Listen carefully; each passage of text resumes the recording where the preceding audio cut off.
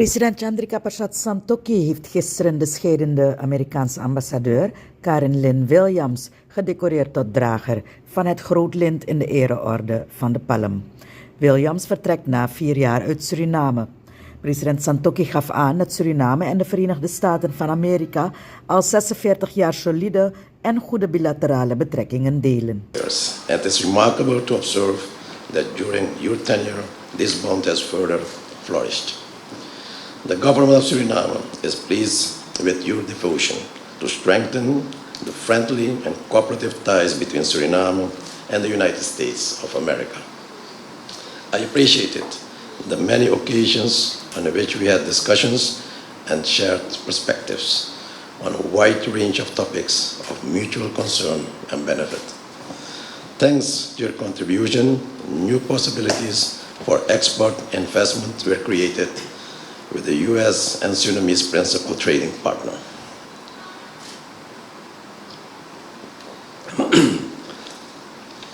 Thanks to your contribution, Ambassador, new possibilities for export and investment were promoted. Today, considerable U.S. investment in the Caribbean are in Suriname.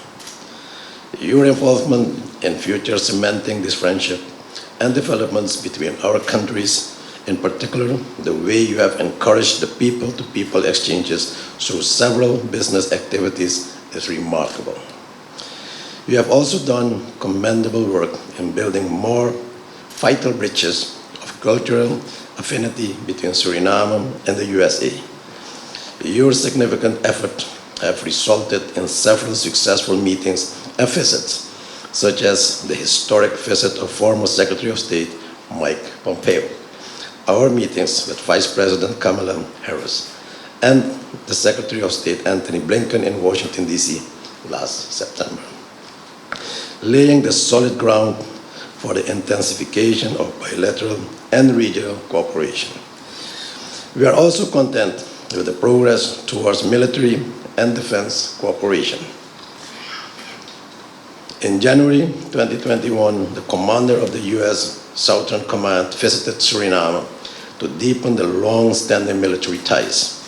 In April 2022, the Suriname South Dakota National Guard, the SDNG, partnered with the Surinamese Defense Forces on 2 projects providing medical and dental care in Achoni, Brownsville, and Brokopondo. Furthermore, engineers from South Dakota worked alongside their Surinamese counterparts to renovate a school in Wanica. The partnership between Suriname and the SDNG has been going strong, with many exchanges of experiences and skills. All of us know that these results and achievements could not be brought about by the natural course of time, but were initiated and accelerated through your work and your commitment, Ambassador.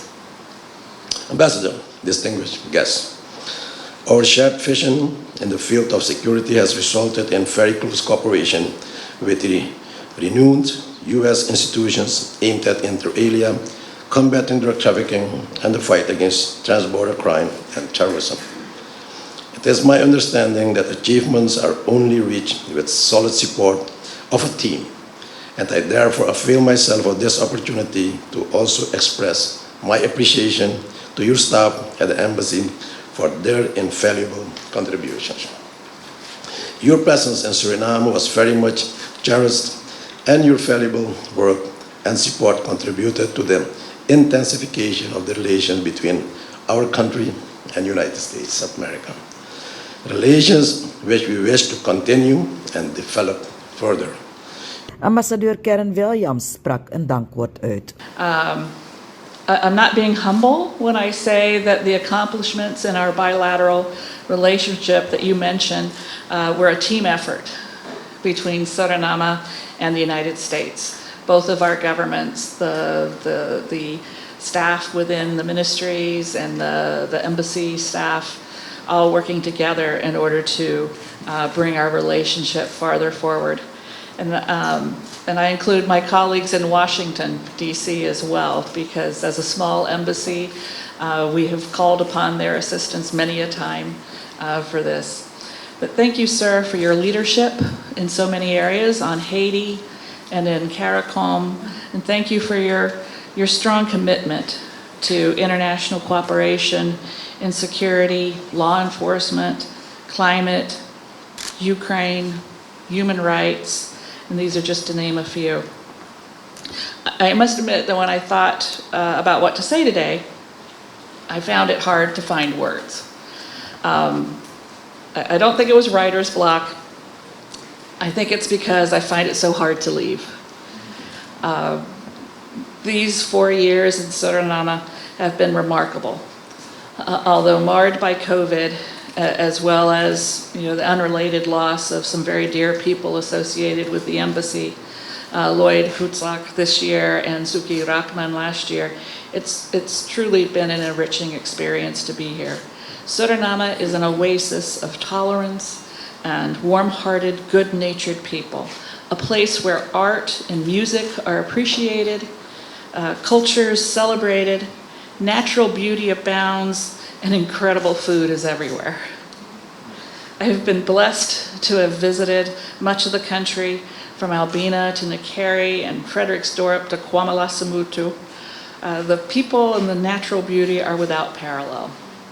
I have many fond memories of multiple trips on the Suriname and Kamawena rivers, thrilled with the antics of the dolphins, and the staff at the embassy will tell you anytime there was an opportunity to go out onto the river, even that I'd done it several times before I was out there, and seeing the dolphins and the turtles as they laid eggs. But alongside the joyful moments, there have also been solemn, meaningful moments as well. It's been my honor each year to stand with Surinamers for human rights in many places and ways. At the Pride March, the annual memorial for the December 8 murders, and for the remembrance of the Tamanrego victims, among others. I am proud that the United States has been able to do so much with Suriname in recent years. The vaccines, ventilators, and other equipment to aid during the pandemic, the grant, the large grant for Elizabeth Sampson House, today's signing of an additional $300,000 for law enforcement and rule of law, and then all the people who have come. Because I think when people come to visit, when officials come and they can see what Suriname really is, then that is the way that we most become closer.